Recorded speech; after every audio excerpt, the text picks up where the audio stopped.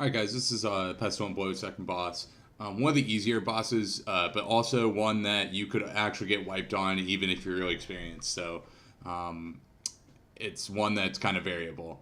You're going to come in the room. First thing you're going to do here is you want to make this boss have this white line around him. And the way that you do that, I'll show you how to do it on Runelight. OS Buddy has a similar feature.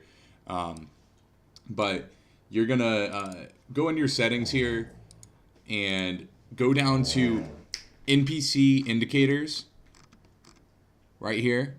Make sure it's turned on. Click on the settings. Type in the word Pestilent Bloat under here. You can also click enable tag option and just shift right click the boss and then tag him.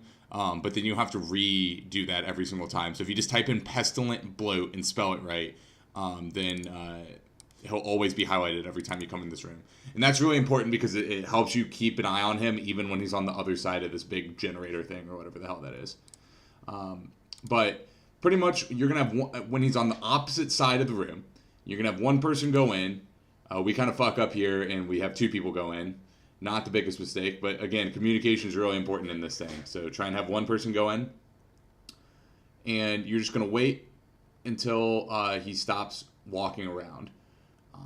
Important, you are not going to spec on the first attack. You're going to wait until the second attack to spec. There's a chance that he turns around like right about here. If he turns around right here, he'll end up pretty much right here, right in front of the room. If he doesn't turn around, he's going to end up in this corner.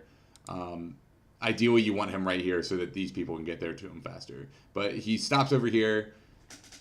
Go attack the boss. You get 5 hits. 5 hits if you are like right on top of quicking him right away. If you like, be your own judge. If you are slow to quick him and you feel like you're behind, only go for 4 hits. If you're really behind, only go for 3 hits. Don't risk it. If you fuck up, you're going to get hit 70, 75. So be your own judge. If you quick him right away, though, you can easily get 5 hits. So that's what I do. I get 5. Walk back here. Turn your range spray on. And then try and dodge these hands. And a couple things about the hands. So kind of what I do is we have them highlighted. I just kind of keep him in the corner of my eye and I look in to see if there's a hand under me. And I prioritize like moving to a square that doesn't have a hand on it first. It's sometimes you fuck up though. But if a hand just came down in a spot, the hand will not come down in that spot again. So, like, if you're going around this corner and let's say that he started walking this way, this spot I know would be safe to walk to because a hand just landed there. So a hand won't land there on the next rotation. But he's going around the other way.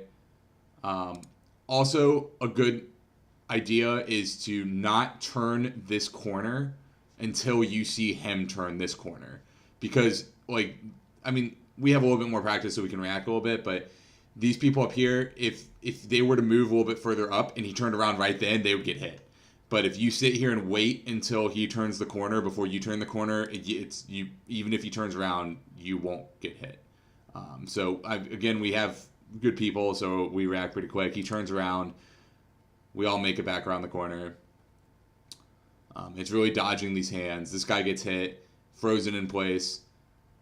Luckily, he gets back around the corner before the boss comes around. I get hit here. I walked onto that for some stupid reason. Boss goes down. All right, second attack. You are speccing here.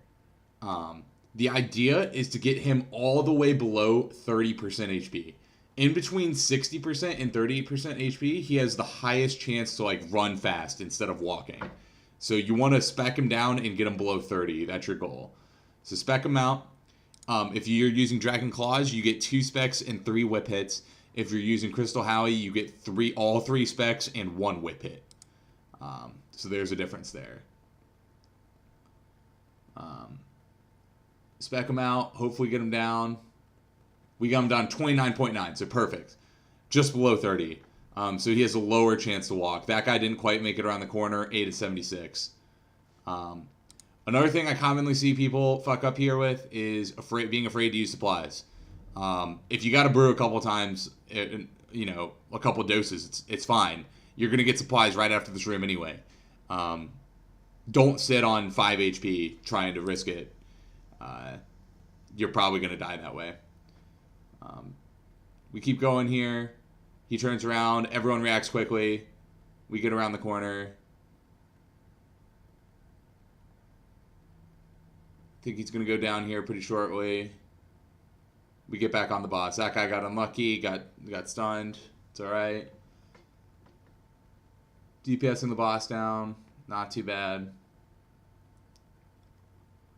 Alright, we're not going to kill him on this rotation, so we back off.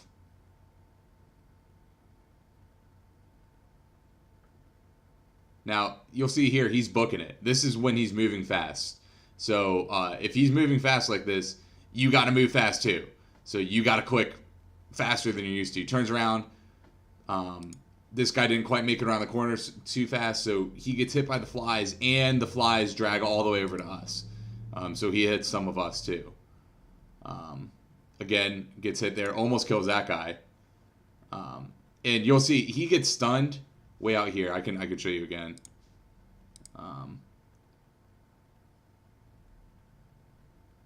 So he accidentally steps on the square, gets stunned. This guy's fucked.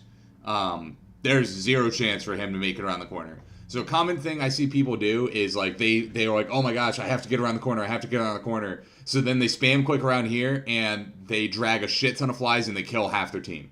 If you are super boned like this, don't even bother.